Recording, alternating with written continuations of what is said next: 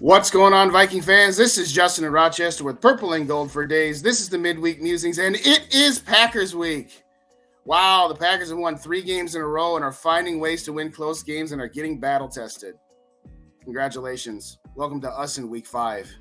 You guys always living in the past, thinking you've discovered something. What's next?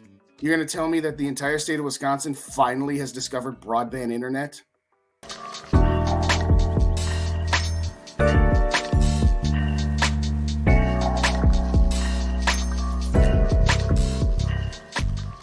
The Minnesota Vikings, fresh off their 11th one-score victory in NFL record, 11-0 this season after beating the Giants 27-24, are here for border battle week against our hated rivals, the Green Bay Packers.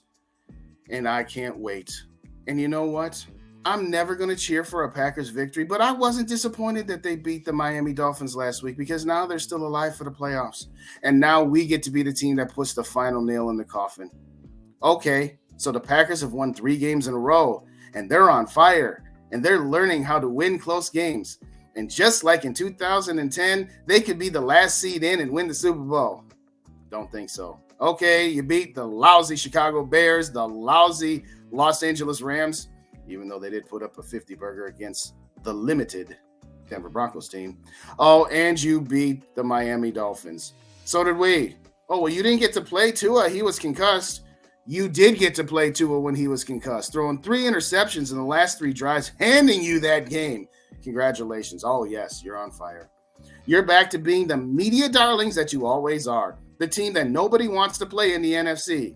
You're the team that everybody wants to play in the NFC. You think Philly wouldn't relish the opportunity to stomp on you again? You think the Dallas Cowboys don't want another shot at you? You think the San Francisco 49ers, who came into your house last year in the divisional round of the playoffs, don't want another shot at you? You're not the team that nobody wants to play. You're the team that everybody wants to play because you're terrible. You're garbage. And all you've done in this 3-game winning streak is hurt your own draft stock. Congratulations. We're happy for you. Oh, sure, the Vikings still have something to play for besides the divisional border battle. They can still get the 2 seed and control their own destiny. They win 2 or they win 1 and San Francisco loses 1.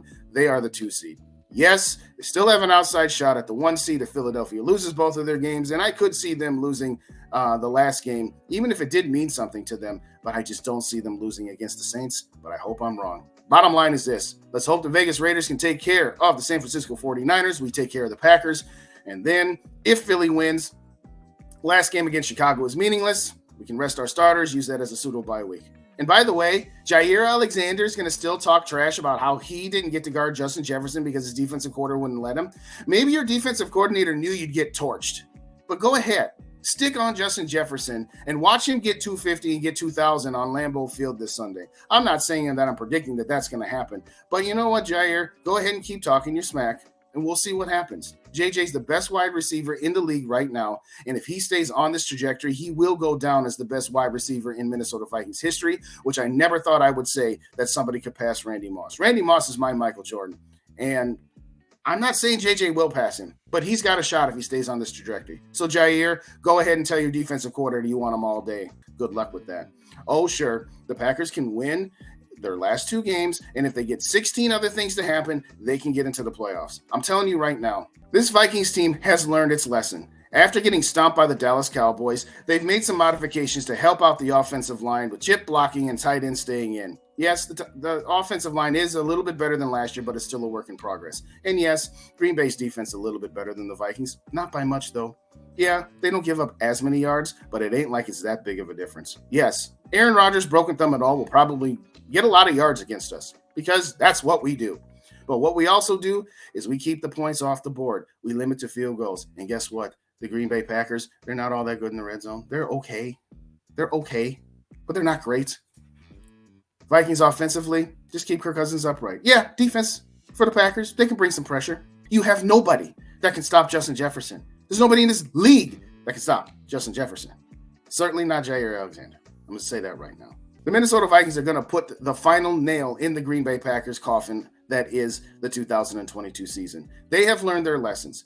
After getting stomped by Dallas, they have learned that while the offensive line is better, it's still a work in progress. They've held running backs and tight ends in to chip out and help out to keep Kirk Cousins available to be able to hit Justin Jefferson, KJ Osborne, Adam Thielen, and oh, by the way, this new acquisition you might have heard called TJ Hawkinson. Vikings, learn something like you did before.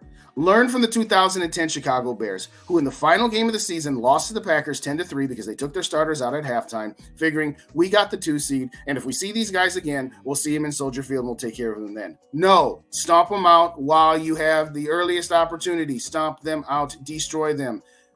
Get rid of all hope. Packers got into Soldier Field, beat them, gone on to win the Super Bowl. I'm not saying that's the case this year. This team isn't nearly as good as 2010 was. But what I'm saying is you have the opportunity to put your boot on their throat, squash them, and destroy them, and get rid of any possibility that you could see them again. And if you do, okay, it'll be in US Bank Stadium. So what? But at the end of the day, you need to treat this game like a playoff game. You need to keep fine-tuning up this team. You need to maybe find a way to win by more than one possession. I'm not counting on it anymore because, well, it hasn't happened yet. But bottom line, whether you beat this team by 1 or by 21, you will destroy them because you will end their season effectively. Oh, sure, yes, 1,000 other things can happen. We all know that. Even if the Packers lose to the Vikings this weekend, guess what? Your season's over this weekend. That's all there is to it. To quote Ludacris, if you want to say your team is on fire right now, yeah, your new name is Fire because we fin to stomp you out. If you have not seen the interview that Dave and I did with Chuck Foreman, it's right there. Click on that link. It was outstanding, talking all things Vikings. And if you haven't seen the video of Paul Allen's call of that final drive, it's right there. Thank you kindly. Have a great rest of your day, and Skol Vikes.